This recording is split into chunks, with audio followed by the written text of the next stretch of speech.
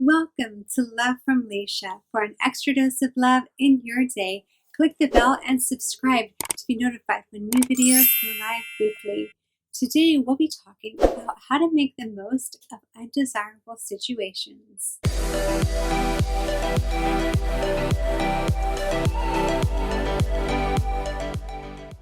I was working at a job that I really enjoyed. One day, my manager said that he was going to be moving on to a different opportunity. Reporting to this manager was another account manager as well as myself.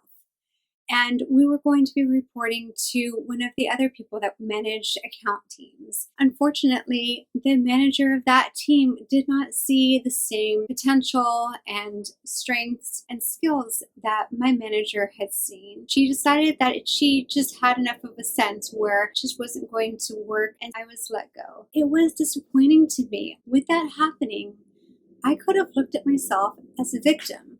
Of course, I was a victim of the situation.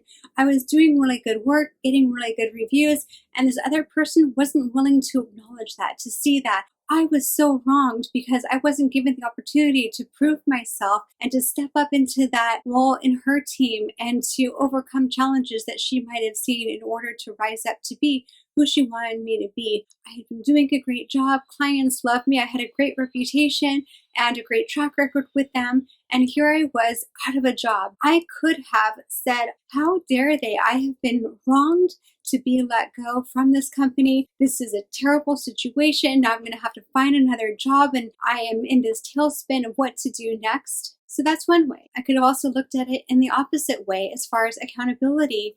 I could have said, I could have proven myself even more. I could have shown even brighter. And then she would have recognized immediately that I had the potential. The other person on my team, he went on to her team. And so I could have said, there's this person that I know is really strong. I could have taken opportunities to learn from him even more, to have been even more proactive in strengthening my skills and my data analytics even more. Of course, everything in hindsight is 2020. But there's the accountability. Which of those is right? That victim mentality or the accountability mentality? The answer is neither.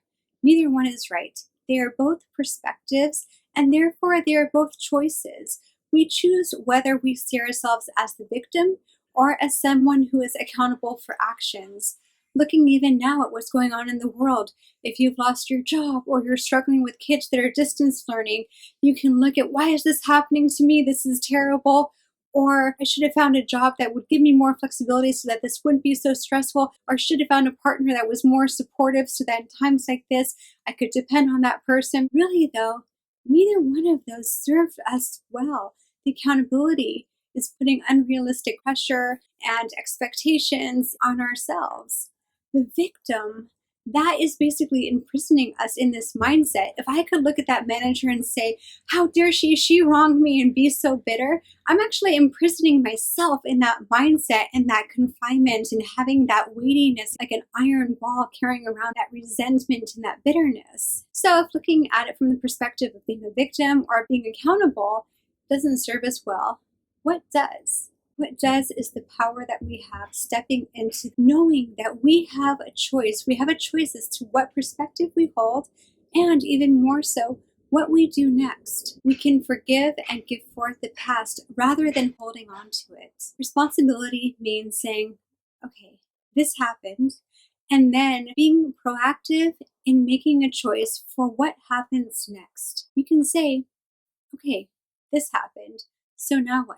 Now what am I going to do? It's all about making responsible choices. Things happen in life that are undesirable, and we get to choose. We don't get to choose whether or not they happen. We get to choose how we respond. Thinking about parenthood, there are times that I'm kind of driven to a breaking point with the kids and I just explode, and usually I'm very even-tempered. I could say, oh, they drove me to this point and they're making me be someone other than who I really am, and I'm so frustrated and this is terrible. Or I could say, oh, I'm not a good enough parent. I need to be more patient. None of that serves me well. It either puts them at the ones that are the cause of it, or me that's the victim of it, or at fault for something that I've done. And that doesn't serve me well. So there again lies that choice. when that happens, I choose to say, this happened. I have a choice as far as what happens next. I can't change the past. I can change the future. I can say to them, I'm sorry. I can empathize with them and seeing where they were coming from, help them understand where I was coming from.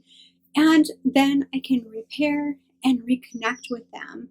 Otherwise, I'm just wallowing in what happened, feeling guilty or feeling resentful, feeling bitter. Those emotions, they tell us that there's something important, but continuing to hold on to them does not serve us well. Looking at when those emotions come up, what value is there, that is what's important. So for me, in that example, it's that family connection that's important.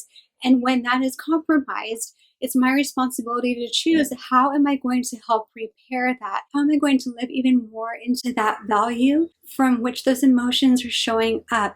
And that's where really resonance, fulfilling action that drives us closer to our values, to who we want to be, to how we show up in life comes into play, and is so important to be aware of. So I ask you, where do you tend to put yourself? Are you more the victim, or do you hold yourself accountable? Where are you as far as taking responsibility and stepping into being at choice for what comes next and making sure that that aligns with your values, being true to your authentic self and who you want to be, how you want to show up? I'd love to hear from you, and perhaps this even gives you food for thought with a challenging situation that you're currently dealing with. If you like this video, please click like, share, subscribe, click the bell to be notified of upcoming episodes. And for more about me, my website is coachlisha.com. Until next time, with more love from Lisha. Bye.